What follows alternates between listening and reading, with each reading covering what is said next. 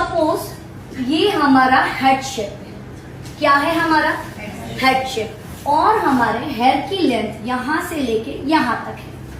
Yes या no? अगर मैं कर्ल्स करूंगी तो मैं यहां से इतना छोड़ के इतना कर्ल्स करूंगी, मेरा कर्ल्स का लेंथ कितना हो जाएगा? आधा। राइट? अब मैं सारे हेयर कर्ल्स इसी तरह के करूँ, यानी अब मेरे सारे कर्ल्स कैसे हो गए? आधे। ठीक है, हम अब तक इस तरह से काम करते आ रहे हैं, बट अब हमें यहाँ पे क्या चेंज रखना है? सपोज ये मेरे हेयर की लेंथ है, राइट? ये मेरे हेयर की लेंथ है।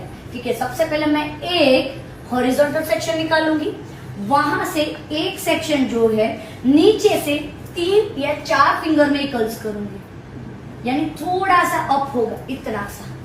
वो दिखेगा? नहीं दिखेगा। यानी और रूल क्या होता है कर्ल्स का? ऑलवेज ये बाहर वाला पार्ट आउट और ये वाला पार्ट आउट, इसको क्या बोलते हैं? इन। तो कर्ल्स में ये आखिरी सेक्शन ऑलवेज आउट होने चाहिए। आप फ्लिक्स भी निकालो तो वो भी कैसे होनी चाहिए? आउट, कभी भी इन होनी चाहिए नहीं। ये रूल को आपको फॉलो करना है। ठीक है, अगर आप लेंथ कैसे मेंटेन करोगे? मैंने एक सेक्शन आउट, बट नीचे से कितना फिंगर लिया? 3। आधा नहीं कर देना है। कहां से लिए? 3 या 4 फिंगर मैंने अप करके उतने में ही कर्ल्स किया। उसके बाद दूसरा सेक्शन ना इन करेंगे, सेम डायरेक्शन में। सेम डायरेक्शन यानी सारे में एक ही डायरेक्शन में करो, उसको क्या बोलते हैं? एक डायरेक्शन। एक आउट तो एक इन, एक आउट एक इन, इसको बोलते हैं ऑपोजिट डायरेक्शन। अगर ऑपोजिट डायरेक्शन में काम करोगे तो आपके कर्ल्स मर्ज नहीं हो जाएंगे। क्लाइंट घूमेंगे नाचेंगे तो ट्विस्ट नहीं हो जाएंगे, बाउंसी रह के फूले हुए दिखेंगे। ठीक है, अब और क्या करना है?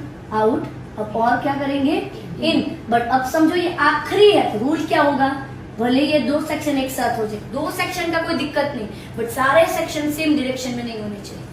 उसके बाद दूसरा सेक्शन जब हॉरिजॉन्टल निकालेंगे तब हमें क्या करना? इससे 3-4 फिंगर अप, यानी यहां से मैं कर्ल्स शुरू करूंगी।